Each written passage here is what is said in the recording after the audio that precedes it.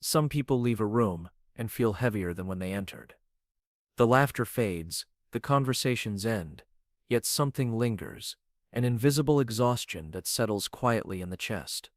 This is not sadness, it is not dislike, it is not weakness. It is the silent cost of being present in a world that asks for constant interaction. For them, social gatherings feel like standing under bright lights for too long. Every sound lands sharper, every expectation presses closer. Smiles require intention, words require filtering. Even joy asks for energy. Others leave energized, buzzing, expanded. They leave emptied. This pattern often goes unnoticed, misunderstood even by those who live inside it. They replay moments on the way home. They wonder why rest is needed after something meant to be pleasant. They question themselves for feeling drained instead of fulfilled. Yet this response is deeply human. The nervous system does not experience social spaces equally. Some minds absorb emotion, tone, and unspoken signals of heightened sensitivity. Presence becomes labor, not because connection is unwanted, but because it is deeply felt.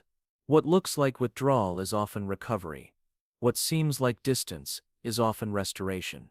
This exhaustion speaks about depth, empathy, and sensitivity. Long before the exhaustion appears, the roots are already present. They form quietly, shaped by temperament, early environments, and how safety was learned.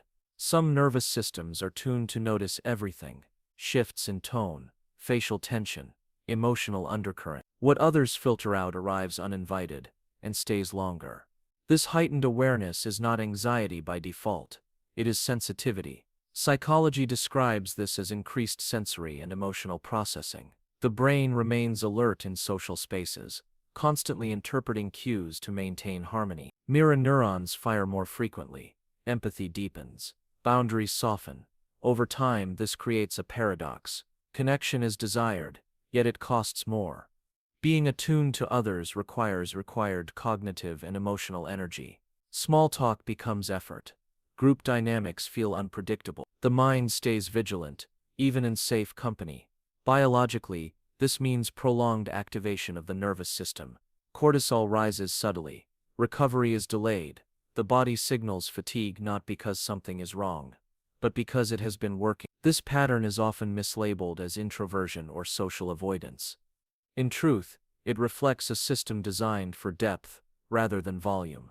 The exhaustion is not rejection of people. It is the aftermath of feeling too much, too carefully, for too long.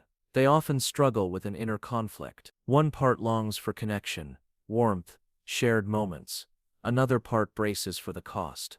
Invitations arrive, and alongside curiosity comes calculation. How long will it last? How much energy will be left afterward? Declining feels selfish, attending feels heavy. This tension creates quiet guilt. They wonder why ease seems reserved for others, why presence feels like performance, why solitude restores what company depletes. The world praises sociability, yet their body asks for silence. The turning point comes not as a decision, but as recognition. Fatigue is not a flaw, it is information. It reveals a nervous system that requires rhythm, pauses, and recovery.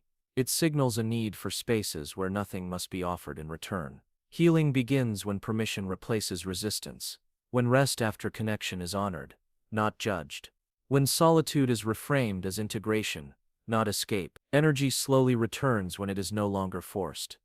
In this understanding, exhaustion softens. Social moments become choices instead of obligations. Presence becomes gentler. And slowly, the person learns this truth.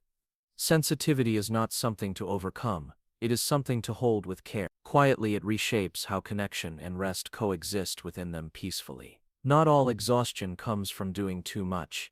Some comes from feeling too deeply. For more calm, psychological reflections like this, subscribe and stay with the quiet stories beneath human behavior.